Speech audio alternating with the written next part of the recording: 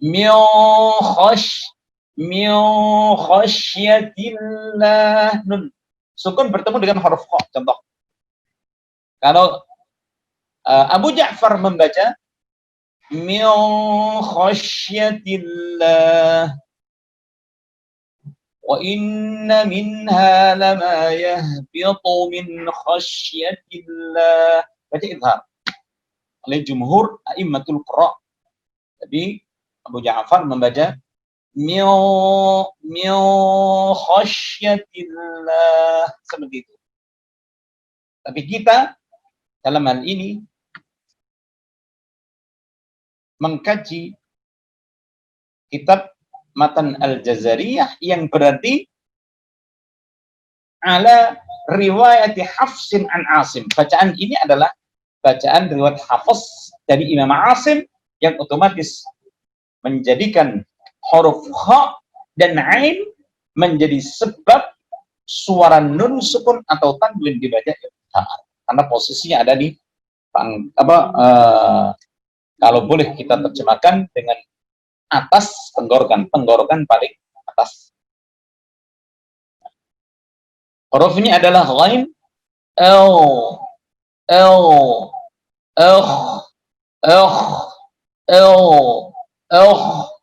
seperti itu. Nah, untuk memastikan bahwa bacaan kita terkait dengan huruf ghain dan kha dengan bacaan yang tepat dan benar, maka caranya di samping kita sukun dan maka boleh kita uji coba dengan cara meneguk air, kita minum, tapi kita tahan air itu dengan bersuara, mengeluarkan suara seperti itu, seperti orang tenggelam. Sehingga belum cukup orang membaca dengan kalau itu cenderung ke huruf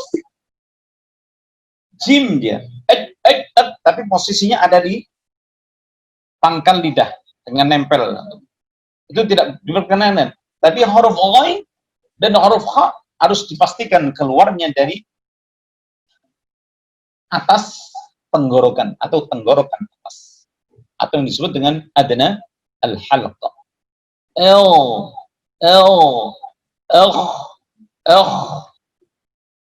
Makanya kita ambil contoh ghairil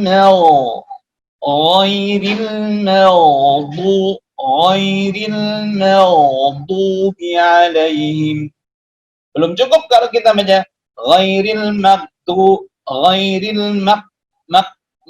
mengapa belum cukup? Karena huruf ghain merupakan huruf yang mempunyai sifat rikhwah yang berarti mengalirkan suara secara sempurna. Ghairil seperti itu mengalirnya harus sempurna. Tidak cukup ghairil ghairil maghdubi alaihim, seperti itu. Kemudian huruf kha pun juga demikian. Huruf kha sama dengan makhrajnya huruf ghain, yaitu dari adna al-halqa. Huruf kha berbunyi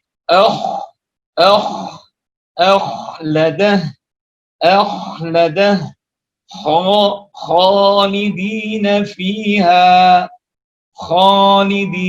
fiha, seperti itu.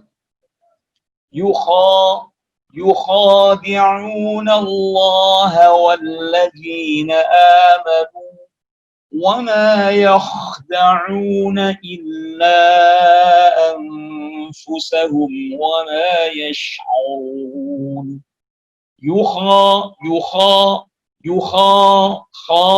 Pastikan terbuka.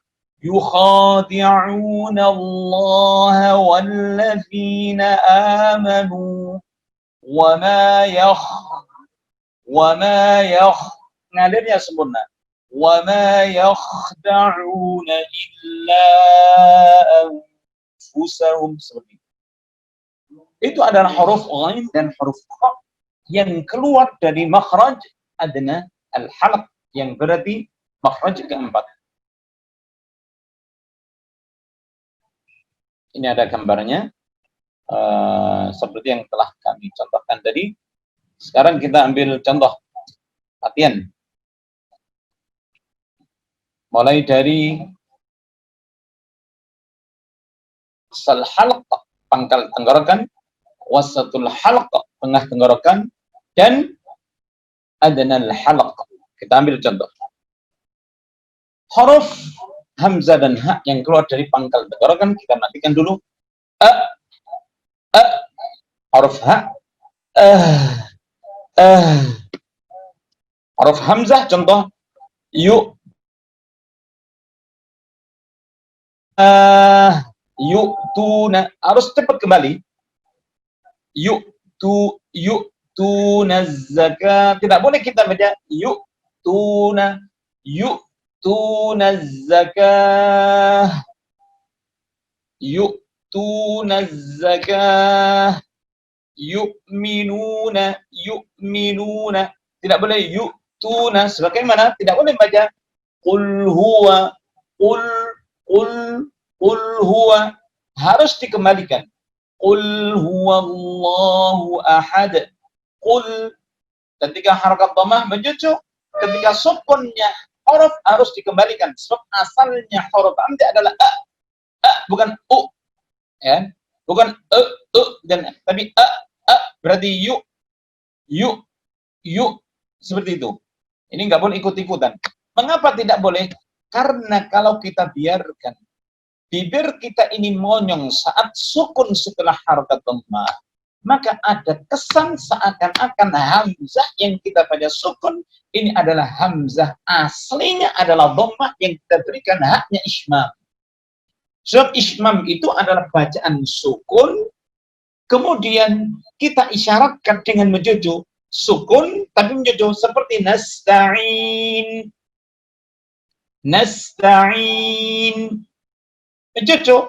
menjujunya untuk apa? Untuk mengisyaratkan asalnya harokat yang kita sukun. Makanya ketika huruf hamzah ini yang sering rawan, dan banyak orang-orang yang aras-arasan atau malas untuk mengembalikan kedua bibirnya ini kembali normal setelah dimenjujukkan karena menunaikan bacaan huruf yang berharakat dhammah yu, maka untuk kembali itu rasa-rasa yu, seperti itu. Yu, qul, yu, sama, tidak ada bedanya. Yu tunaz zakah. Kemudian huruf ha, ihdina siratal mustaqim. Kemudian huruf ha dan huruf ain, atau kita ambil contoh huruf ain, na'budu, kemudian huruf ha, ar-rahmanir rahim. Perhatikan antara ada yang mengalir tapi tidak seperti mengalirnya di ikhwah. Makanya harus dibedakan antara dan ar-rahmani. Tesisnya sempurna sehingga tidak benar seseorang yang membaca antara huruf ain dan ha ini kadar alirannya sama. Seperti contoh na'budu ar-rahmani, ar-rahmani nggak cukup. Ar-rahmanir rahim belum cukup, tapi ar-rahmanir rahim, seperti itu. Sedangkan contoh huruf ghain dan kha, ghairil maghdubi alaihim, huruf kha, akhladah, seperti ini. Contoh-contoh singkat terkait dengan huruf-huruf tenggorokan mulai dari pangkal, wasat, tengah, dan adna atau ujung dan seterusnya.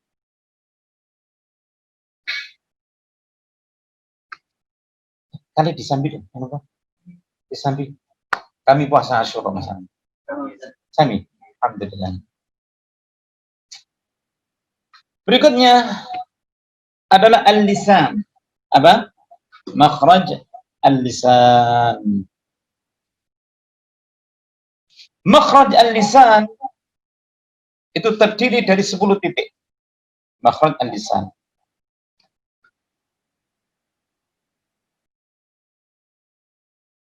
Sepuluh tempat. Dimulai dari di sini adalah ghairun kha'uha, ini masih ikut penjelasan tentang makhrajnya huruf ghain dan kha pada tenggorokan. Lah, berikutnya masuk pada lisan, mulai dari wal qafu, huruf qaf. Wal qafu, adapun huruf qaf merupakan huruf yang keluar dari aqsal lisani, pangkal lidah. Aqsal lisani, fauqu, di atasnya. Tsummal kafu, kemudian huruf kaf asfalu, di bawahnya. Perhatikan kita penggunaan kata yang disampaikan oleh Imam Al-Jazari. Wal qafu huruf qaf, aqsa, pangkal, al-lisan, lisan, fauqu, atas. Atasnya apa? Atasnya tenggorokan. Atasnya tenggorokan yang dimaksud adalah atasnya adalah ghairun kha'uha. Atasnya makhrajnya huruf ghain dan huruf kha, gitu ya. Atasnya. Fauqu, di atasnya. Kemudian tsummal kafu, makhraj berikutnya berarti yang ke-6. Huruf kaf, asfalu, bawahnya. Yang dimaksud bawahnya adalah bawahnya makhrajnya huruf qaf, ya. Jangan salah. Sebab ada di sana seorang yang memaknai huruf qaf dan kaf ini, kalau kaf itu posisinya ada di atasnya huruf qaf. Ini yang keliru. Keliru dhamirnya dia. Dianggap bahwa huruf qaf itu di bawahnya huruf kaf, sedangkan huruf kaf di atasnya huruf qaf. Itu tidak benar. Tapi yang benar adalah aqsal lisan, huruf qaf merupakan huruf yang keluar dari makhraj pangkal lidah. Posisi pangkal lidah itu atasnya tenggorokan. Sedangkan huruf kaf itu asfalu. Asfalu di sini artinya di bawahnya makhraj huruf qaf, di bawahnya. Meskipun sama-sama, kedua makhraj ini keluar dari pangkal lidah, sehingga pangkal lidah seseorang itu mengeluarkan dua huruf, yaitu huruf huruf qaf, oko, ya, posisi di atas. Karena itu dia punya hak untuk dibaca isti'la, yang berarti mengeluarkan sifat tafkhim, oko, dia tebal karena posisinya ada di atas. Sedangkan kaf itu posisinya karena di bawah, asfal, ya, asfal, maka dia masuk dalam kategori sifat istifal. Istifal itu artinya bawah, yang berarti melahirkan sifat istifal itu dengan bacaan tertib, yaitu kaki kubak, berbeda dengan ko kaki kubak, seperti itu. Kaki kubak, qul a'udzu birabbil falaq min syarri ma khalaq, seperti itu. Wa min syarri ghasiqin idza waqab, huruf qaf. Qul huwallahu ahad, qul ya ayyuhal kafirun, dan seterusnya. Huruf qaf posisinya ada di atas, sedangkan huruf kaf itu di bawah, sehingga melahirkan bacaan yang harus tipis. Kaki kubak, kaki kubak. Kemarin sudah kita jelaskan terkait dengan tiga kondisi huruf kaf dan ta ketika diberikan bacaannya sifat hamas, ya, itu sudah kita jelaskan, dan nanti saat masuk di pembahasan tentang sifatul huruf akan kita baca ulang. Kemudian asfadu sudah, wal wastu, adapun tengah lidah, berarti tengah lidah, kemudian maju ke depan, yaitu ke tengah lidah. Tengah lidah yang disebut dengan makhraj wasatul lisan itu mengeluarkan tiga huruf, yaitu fajibus shinu ya, yaitu huruf jim, shin, dan ya. Huruf jim adalah jim, shin, kemudian ya, ai,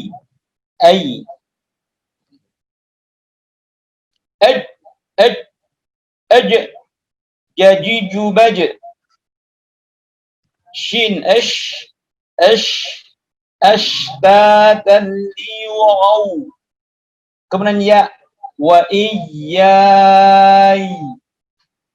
as-samiri,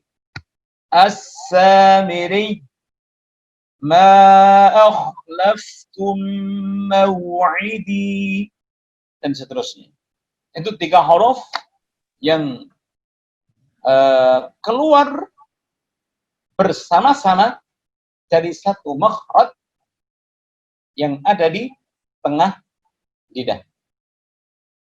Kemudian waddadu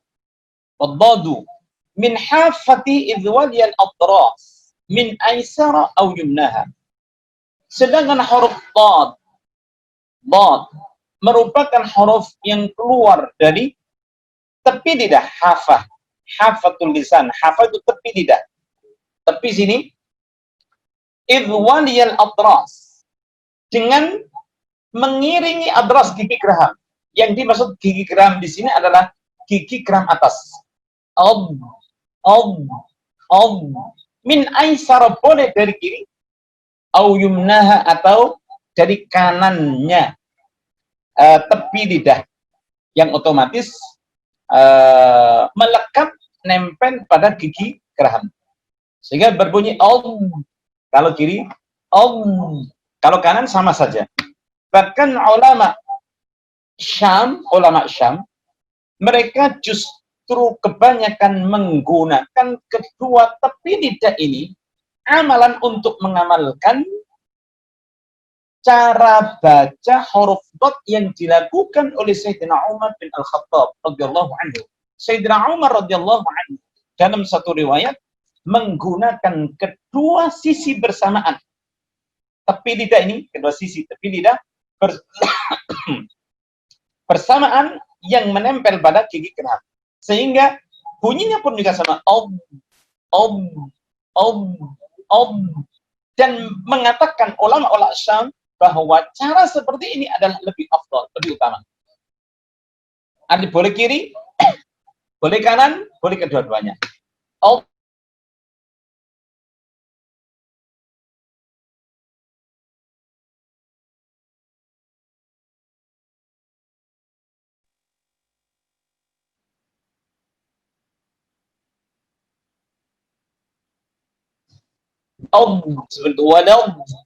Waladdallin.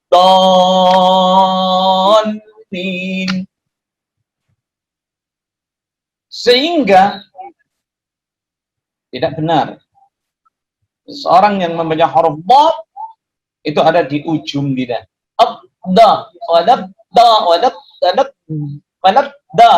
Tidak boleh. Tapi harus atau bukan nanti itu beda. Di sini. Tapi nggak boleh miring-miring gitu.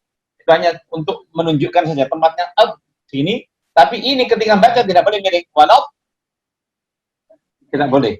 Harus tetap posisi wajah ini sempurna. Walau dolin.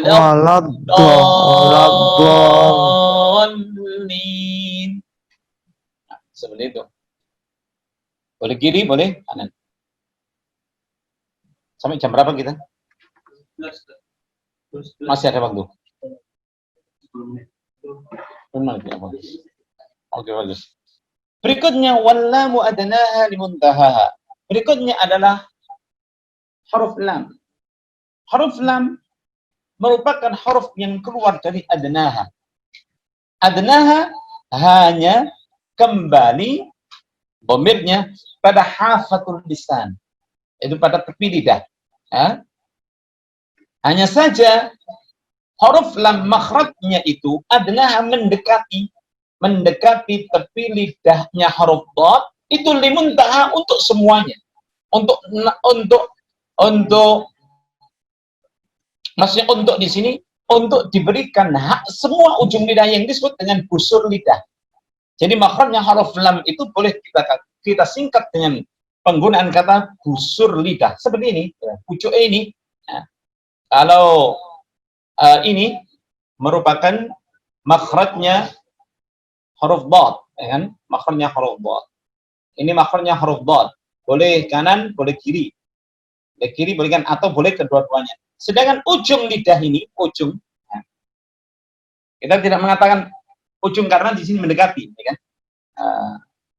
Di pembukaan tadi kita sudah jelaskan bahwa Imam Al-Farra menjadikan huruf lam ini ada di ujung lidah.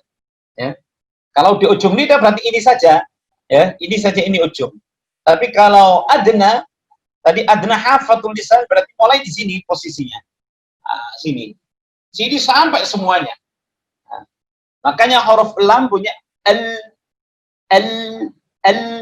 alhamdulillahi rabbil alamin. Mempunyai sifat yang sama seperti sifatnya huruf ain, yaitu tawassut. Rabbil alamin. Seperti itu.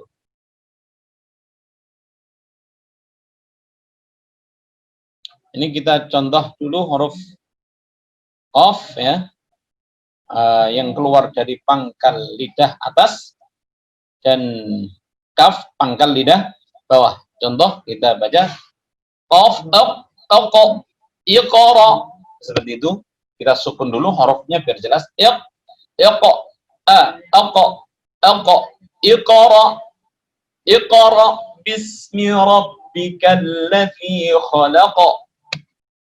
Pastikan bahwa bacaan qalqalahnya huruf qaf harus jelas dengan sejelas-jelasnya. Arti jelas itu tidak boleh dikurangi sifat suaranya qalqalah. Disebabkan karena sughra, definisi sughra. Kadang orang mengatakan bahwa sughra itu artinya kecil, sehingga menghilangkan kejelasan suara qalqalah pada huruf qaf. Oleh karena itu jangan diartikan qalqalah sughra itu berarti kecil suaranya, tidak. Tapi jelas sebagaimana Imam Al-Jazari yang kemarin sudah kita sampaikan, beliau mengatakan wa bayyinan muqalqilan in sakana wa iyakun fil waqfi kana abyana. Dan sungguh jelaskanlah sifat qalqalahnya pada huruf qalqalah ketika huruf qalqalah itu dalam kondisi sukun biasa. Iqra, iqra. Wa iyakun fil waqfi, tapi ketika dalam kondisi waqaf kana abyana, harus lebih jelas. Iqra bismi rabbikal ladzi khalaq. Khalaq. Tentunya bacaan qalqalah di sini taqo tidak sampai pada berbunyi hamzah taqo. Itu tidak. Taqo. Taqo khalaq. Seperti itu aja. Iqra bismi rabbikal ladzi khalaq. Seperti itu saja. Tidak sampai khalaq. Itu yang tidak diperkenankan. tapi cukup khalaqa. Iqra bismi rabbikal ladzi khalaq. Khalaqal insana min 'alaq. Iqra wa rabbukal akram. Seperti itu. Huruf kaf. Tukrimuna ak. Huruf kaf. Ak. Pada huruf kaf di sini ada sifat syiddah. Ak. Dan kaf mempunyai sifat hamas. Ak. Makanya Imam Al-Jazari mengatakan untuk yang mempunyai dua sifat ini, yang berarti satu syiddah dengan tertahan, sedangkan hamas berarti menghadirkan, maka harus didahulukan sifat syiddahnya dulu. Wara'i syiddatan bikafin wabita. Ra'i, ra'iyah, yang terjagalah, peliharalah sifat syiddahnya huruf kaf dan ta.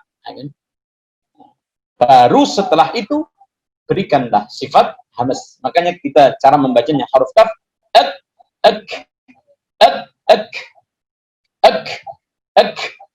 harus ada tukrimuna kalla bal la tukrimuna al-yatim. Kalla bal la tukrimuna al-yatim. Seperti itu. Itu huruf kaf. Kita lanjutkan makhrajnya setelah huruf lam tadi, setelah huruf dhad, huruf lam. Contoh berikutnya huruf dhad dan huruf lam. Huruf dhad contoh walad dallin. Sehingga belum dianggap cukup pemberian haknya huruf dhad secara sempurna jika kita baca walad latta enggak cukup. Hal ini disebabkan karena huruf dhad mempunyai sifat yang berbeda dengan huruf-huruf yang lainnya, yaitu huruf istithalah.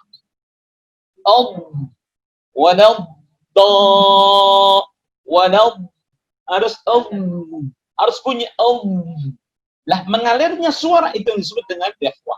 Lah, prosesnya itu namanya istithalah. Prosesnya itu adalah dengan mendorong ke depan tepi lidah saat nempel pada gigi geraham itu nah, suara yang mengalir itu merupakan ikhfa. Tapi prosesnya itu namanya istithalah. Waladdallin. Do pastikan fathah terbuka. Jangan sampai keliru membaca fathah tapi seperti dhamma. Do punya berbeda sudah. Do harus terbuka. Semua huruf-huruf yang berharakat fathah, tidak terkecuali huruf-huruf isti'la yang harus kita tebalkan bunyinya, maka harus terbuka. Do, ko, ro, so, seperti itu. Tidak so, o, do. Mirip-mirip dengan dhammah, tidak boleh. Waladdallin, seperti itu. Kemudian contoh lam, alhamdulillahi rabbil alamin. Alhamdulillah. Sudah habis. Waktu kita sudah habis sampai di makhraj lam. Insyaallah akan kita lanjutkan ya, ada kesempatan huruf-huruf berikutnya dalam makhraj. Alhamdulillah rabbil alamin. Baik, alhamdulillahirabbil alamin. Jazakumullahu khairan jasa atas penyampaian ilmu yang telah diberikan kepada kita. Semoga dari apa yang telah disampaikan beliau dapat menjadikan kita membaca dengan benar dan tepat ya. Tentunya sesuai dari apa yang dituntutkan oleh Rasulullah SAW. Kemudian semoga dengan adanya ini dapat menjadikan kita sebagai penerus estafet dakwah Rasulullah SAW dengan membumikan Al-Quran tentunya. Baik, di sini saya akan membacakan beberapa ringkasan dari penyampaian Al-Ustadz tadi, yaitu bahwasanya Imam Jazari berkata, orang yang belajar Al-Quran terhadap guru, ia berhak mendapatkan gelar Al-Mahbub atau yang dicintai oleh guru. Dari 28 huruf, Imam Jazari membagi terdapat 16 titik. Di antaranya dibagi Al-Jauf, Al-Khalq, Al-Halq, Torful Lisan, yaitu pangkal tenggorokan, tengah tenggorokan, dan ujung lidah. Dari beberapa pemaparan Al-Ustadz tadi menjelaskan bagaimana cara membaca rikhwah, yaitu dengan mengalirkan suara, bagaimana cara membaca ha, bagaimana cara membaca ha, bagaimana cara membaca ain dan hamzah, dan juga ya as-samiri.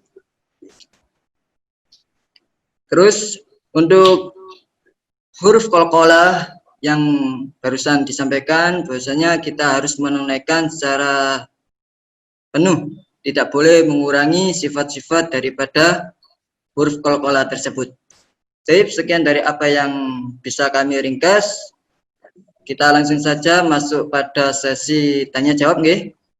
Yang di situ barangkali ada hadirin hadirat yang belum jelas ataupun ada yang perlu disampaikan, silakan, tafadhol.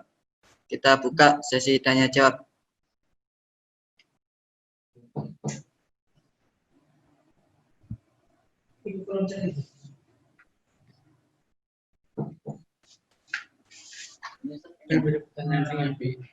Yang mana?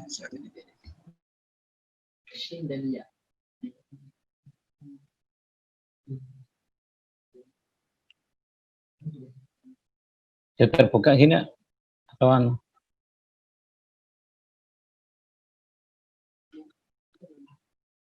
Baik Ustadz, di sini ada pertanyaan yang masuk dari Alfa Rois ya. Izin bertanya Ustadz, mohon dijelaskan sifat insiraf yang dimiliki lam dan ro. Seperti itu Ustadz. Okay. Yeah. Sifat inhirafnya lam dan ro itu akan kita bahas pada pertemuan yang akan datang, yaitu pembahasan terkait dengan sifatul huruf. Tapi tidak masalah, kita jelaskan sebagai pengantar. Inhiraf itu menurut bahasa adalah al-mail. Mail itu artinya kecenderungan. Kecenderungan makhraj pada makhraj yang lainnya, atau kecenderungan huruf, ya dalam hal ini adalah huruf lam dan ra, mempunyai dua huruf ini mempunyai sifat inhiraf. Inhiraf artinya sifat lam dan ra ini cenderung pada makhrajnya huruf-huruf yang lain, seperti huruf lam. Huruf lam itu dikatakan sebagai inhiraf karena suara yang keluar itu dari kedua tepi lidah. Saat huruf lam ini kita punya maka keluarlah suara itu melalui dua tepi. Karena apa? Posisi lidah kan kita angkat ke atas, nempel pada langit. Kan tertahan. Nah, suaranya itu keluar dari makhrajnya, keluar dari makhrajnya huruf lain. Nah, itu namanya inhiraf.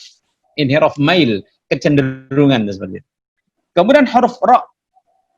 Inhirafnya itu karena huruf ra punya kecenderungan punggung lidah ini ke dalam.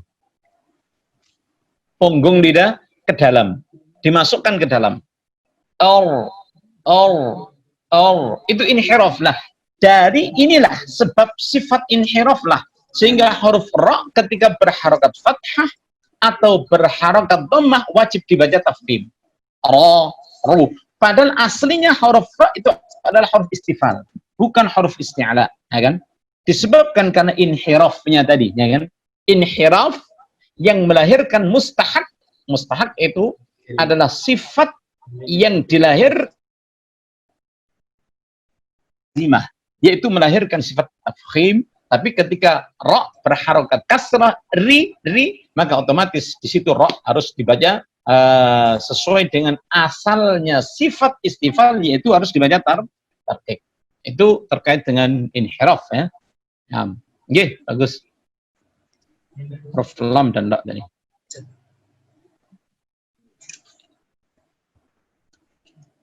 Ya Ustaz. Berikutnya Ustaz. Kemudian Ustaz, ini ada masuk pertanyaan selanjutnya.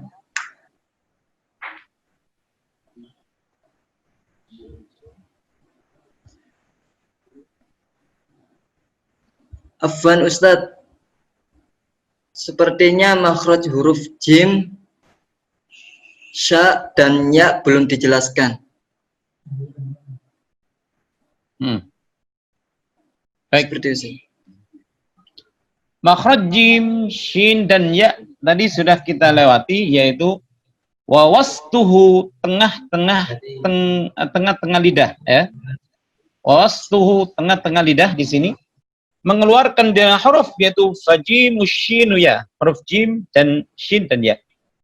Prakteknya seperti ini. Huruf jim,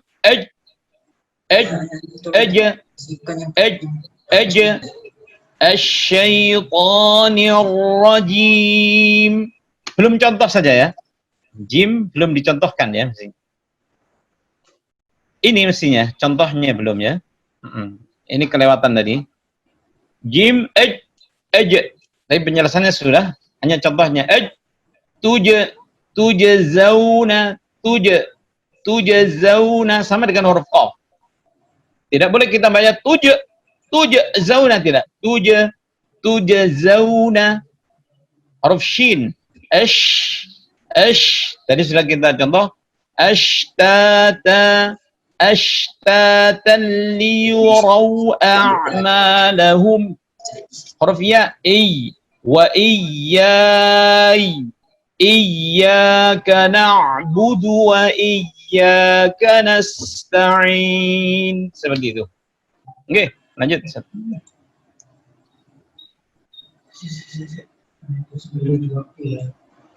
Ya Ustaz, syukran atas penyampaiannya. Barangkali yang lain ada pertanyaan lanjutannya, silakan.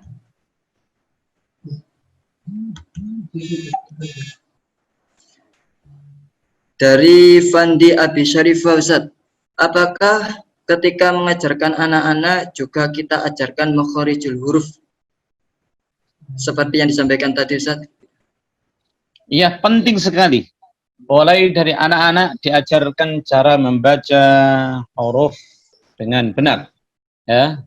Diajarkan kepada anak-anak tempat-tempatnya itu secara gamblang, supaya anak-anak terbiasa membaca Al-Quran dengan bacaan yang fasih, ya, meskipun tidak detail, ya, sedetail apa yang kita sampaikan, tapi pada umumnya makharijul huruf itu penting diketahui oleh anak-anak sejak dini, agar nanti di usia dewasanya anak-anak tidak mendapati kesulitan dalam melafalkan huruf-huruf Al-Quranul Karim, ya, yang ada dalam Al-Quran, sehingga akan fasih bacaannya. Oke, sangat penting sekali. Tentunya kita buat tahapan demi tahapan, tidak masalah. Yang penting kemudian yang pertama praktek baca sebagaimana di metode-metode baca Al-Quranul Karim yang tersebar di Indonesia ini. Ada Umi Foundation, ada metode-metode bacaan Al-Quranul Karim. Pada umumnya langsung diajarkan baca, tidak masalah. Diajarkan cara baca dengan benar, kemudian juga diiringi materi terkait dengan pengenalan makharijul huruf kepada anak-anak, biar anak-anak mempunyai modal yang cukup, ya, saat membaca Al-Quran itu dengan bacaan yang penuh keyakinan, sehingga tidak akan mudah berubah. Kalau seseorang itu punya ilmunya, tidak akan berubah. Tapi kalau seseorang itu tidak punya ilmunya, tidak ada sandarannya, di mana makhrajnya huruf jim dan seterusnya, maka mudah berubah. Dan itulah faktanya, kebanyakan qurra' kita, mereka banyak berubah dari bacaan yang sebenarnya, dari guru yang telah menyampaikan cara baca Al-Quran yang benar, ternyata dia mendapatkan guru lain atau mendapatkan informasi lain, akhirnya berubah.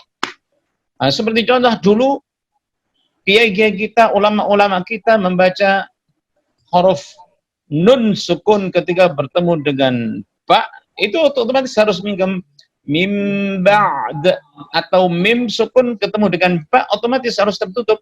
Tarmihim bihijarah, karena makhrajnya mim dan ba itu ada di kedua bibir yang tertutup, dan ab. Nah, begitu ada seseorang yang memberikan contoh bacaan iqlab dan ikhfa syafawi tanpa mingkem, akhirnya diikuti pula. Nah, itu penyebabnya karena apa? Dulu waktu kecil tidak ditanamkan cara membaca Al-Quranul Karim dengan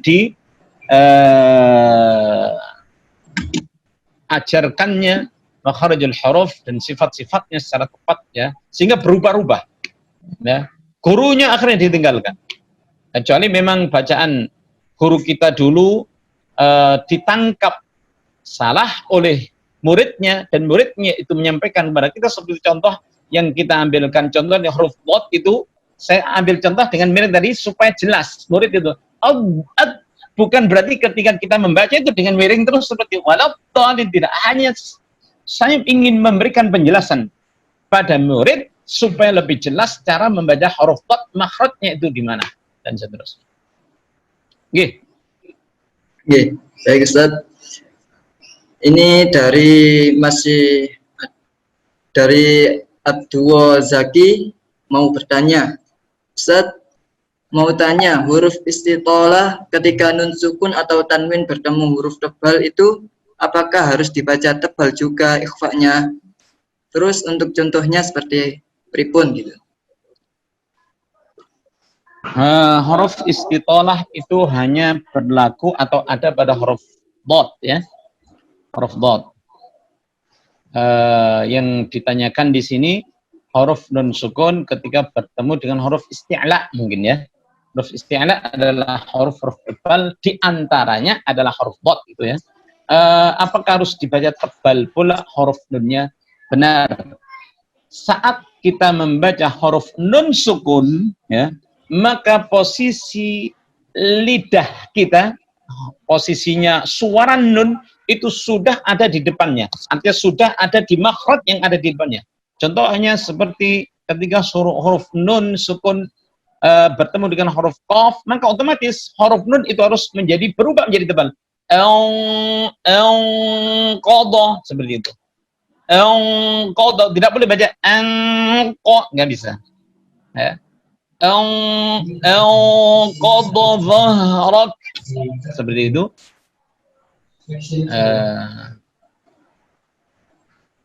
Nggih. Baik Ustaz. Nggih Ustaz, jazakumullah khairan. Terus ini juga dari akhina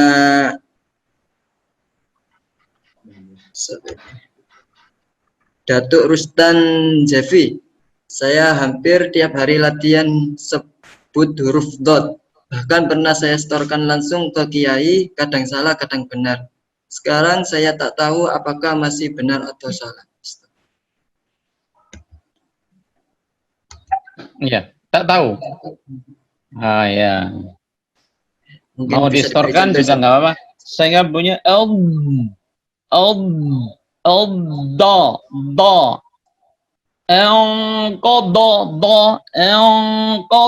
dhahrak.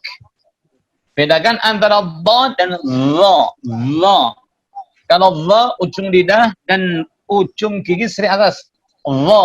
Sedangkan dha itu ada di tepi lidah, boleh kiri, boleh kanan, ada boleh kedua-duanya dengan nempel pada gigi geraham. انقض انقض ظهرك ولا الضالين. Insya Allah benar dengan cara seperti itu. Tapi ya juga repot. Kadang-kadang guru satu dengan guru yang lain berbeda. Mengapa berbeda? Karena ya tidak suudzon ya, karena salah itu kan. Karena gurunya salah ketika muridnya membaca dengan bacaan yang benar disalahkan, ya kan? Seperti tingkatannya saya seperti ini ya, saya ya alhamdulillah sudah punya sanad tertinggi, sanad tinggi, sudah qiraat asyara, sudah semuanya hampir lah. Tapi kalau saya setoran, pernah setoran ke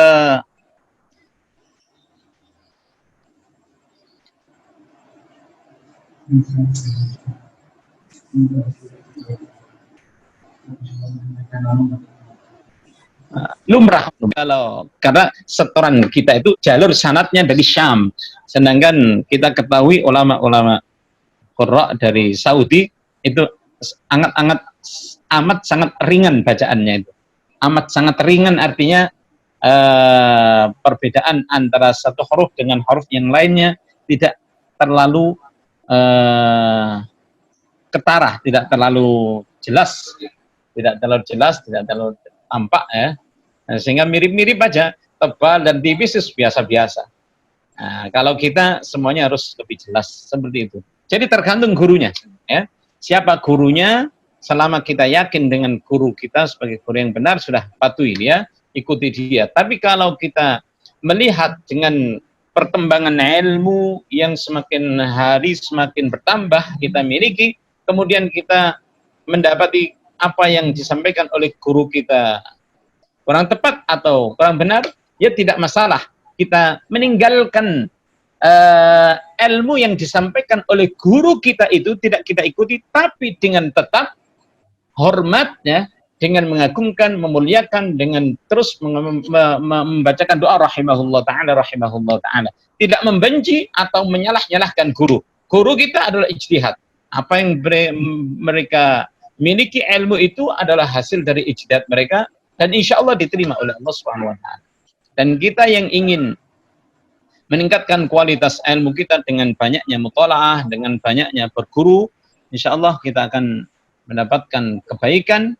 Baik, tapi tidak boleh suka menyalahkan orang lain, apalagi guru kita. Ya, alhamdulillah. Alhamdulillah. Jadi karena memang harus itu ya, tetap menghormati gitu nggak Ustaz? Oke, seperti contohnya Imam Syafi'i, ya kan? Imam Syafi'i muridnya dari Imam Malik. Begitu beliau mendapatkan ilmu yang banyak, segudang ilmu dan seterusnya, akhirnya pendapat Imam Malik, ya kan, ijtihadnya Imam Malik tidak beliau pakai. Karena dia mempunyai ijtihad sendiri, dari pengalaman beliau sendiri, dari guru yang lain dan seterusnya yang beliau anggap lebih lebih unggul dibandingkan dengan imam-imam yang lainnya. Tidak masalah itu semuanya. Itu ya, contoh. Ya Ustaz, ini perwakilan dari akhwat mungkin ya. Ini Afwan Ustaz, sering dari Nafisa. Ustaz, sering kita jumpai saat mengucapkan huruf kha atau ghain, bibirnya mencucu untuk menampakkan sifat isti'la. Bagaimana Ustaz, apakah dibenarkan seperti itu Ustaz? Tidak dibenarkan ya, tidak dibenarkan. Tapi kalau guru-guru kita hormati mereka, itu dari hasil ijtihad mereka. Tapi menurut kaedah yang benar, bahwa huruf isti'la itu tidak bisa dilakukan atau tidak bisa dihadirkan dengan mencucu. Sebab mencucu itu haknya dhammah, kecuali kalau huruf-huruf isti'la itu berharakat dhammah, maka otomatis harus mencucu. Tapi kalau huruf kha dan ghain itu berharakat fathah, sebagaimana huruf-huruf isti'la yang lainnya, huruf-huruf isti'la yang lainnya, huruf-huruf itbaq, ketika berharakat fathah otomatis tidak mencucu, seperti qa, kha, bukan kho, khalidina, ghairi, bukan ghairi, tapi cukup terbuka ghairil maghdubi, seperti itu. Bukan ghairil maghdu, tidak seperti itu. Tidak mecuca-mecucuh, ya kan? Kalau mecuca-mecucuh itu ya kurang tepat. Iya, sama berarti ya. Berarti Oke, jadi terbuka waktu fathah, terbuka kha. Tapi ketika berharakat dhamma, khu, pakai kha, seperti itu, maka harus otomatis posisi harus mencuci. Ulf, contohnya, waqalu qulubuna ulf. O-nya mencuci karena apa? Harakat dhammah. Tapi bukan karena isti'la'nya. Isti'la' itu artinya mengangkat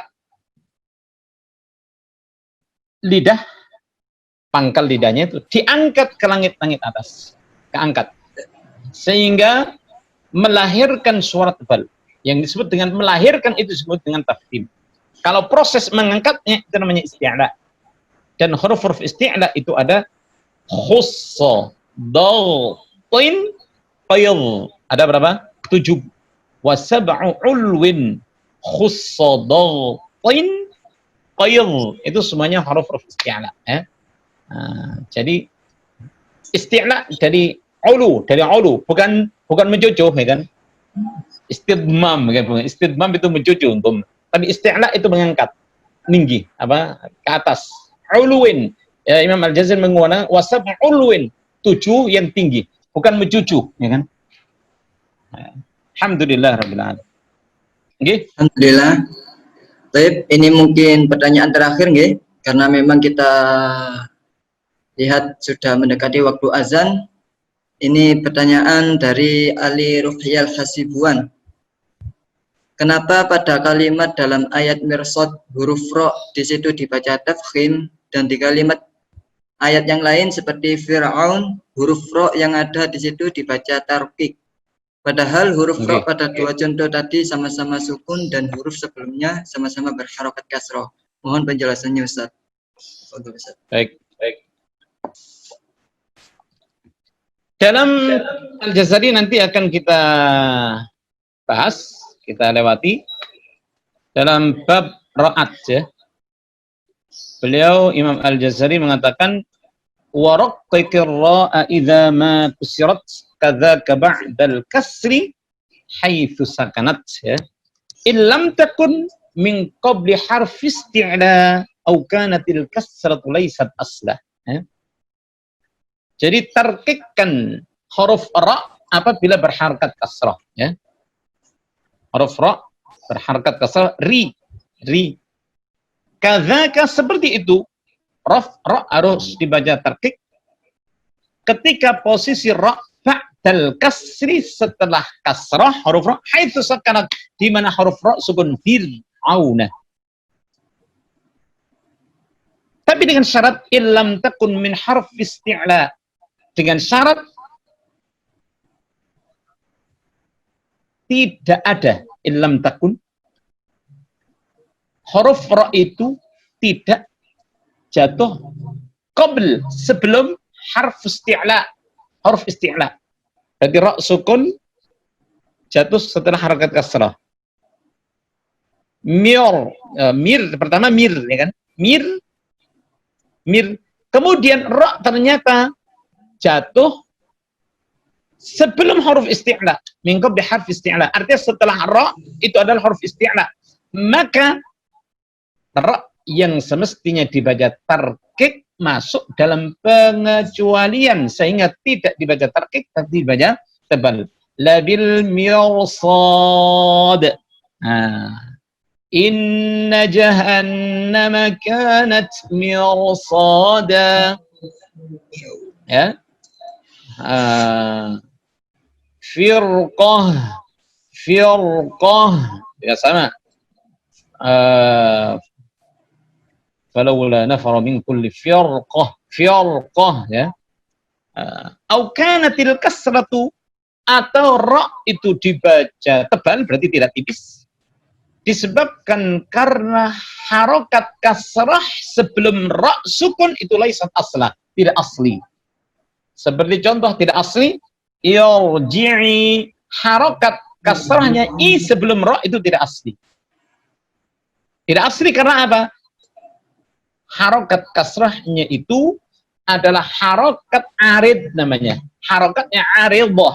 Aridah itu didatangkan harokat kasrah karena ada sebab. Sebabnya karena ibtida. Karena apa? Karena ibtida. Contohnya lagi, liman yartada, liman yartada, liman.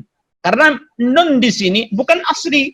Asal liman sukun man kana dan seterusnya, asalnya mannya adalah sukun nunnya. Kemudian karena diwasalkan dengan huruf ra karena iltiqa'us sakinain, maka nunnya diharapkan di kasrah. Liman yartada, seperti itu. Maka ini merupakan pengecualian yang tetap pada hukum ra. Insyaallah akan kita jelaskan lebih detail yang akan datang biiznillah. Alhamdulillahirabbil alamin. Saya mencukup.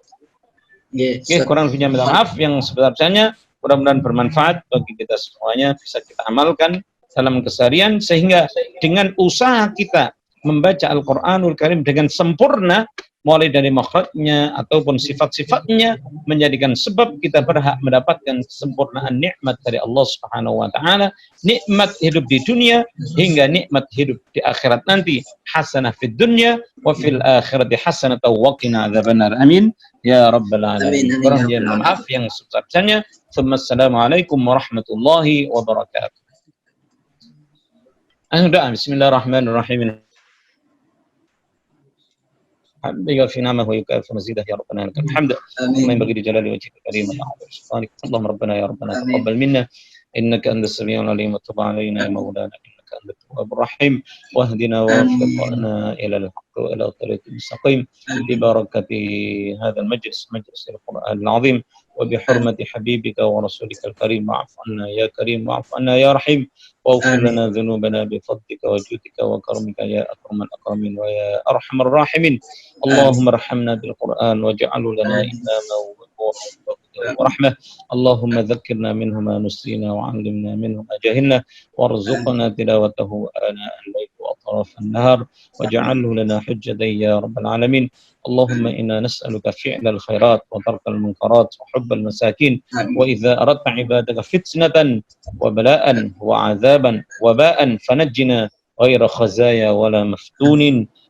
ربنا سهل أمورنا وحصل مقاصدنا وبلغنا إليك يا الله يا رحمن يا رحيم ببركة القرآن العظيم وبحرمة حبيبك ورسولك الكريم صلى الله على سيدنا محمد وعلى آله وصحبه وبارك وسلم والحمد لله رب العالمين. تقبل الله منا بأسرار سورة الفاتحة. أعوذ بالله من الشيطان الرجيم. Baik, sebelum kita mengakhiri pada acara ini, mungkin kiranya hadirin hadirat untuk bisa membuka video terlebih dahulu agar kita screen untuk sesi foto bersama.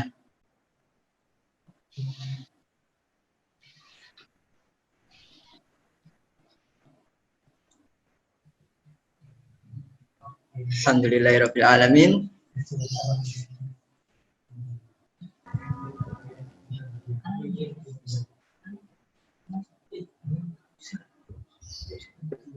Alhamdulillah, kita izin mengambil foto nggih. 1 2 3.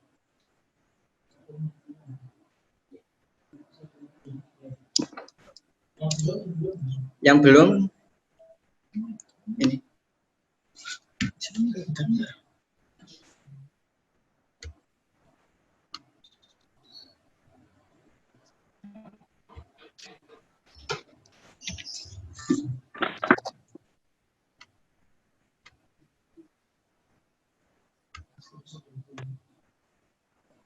Alhamdulillah, syukron, jazakumullah khairan atas kesempatan yang bisa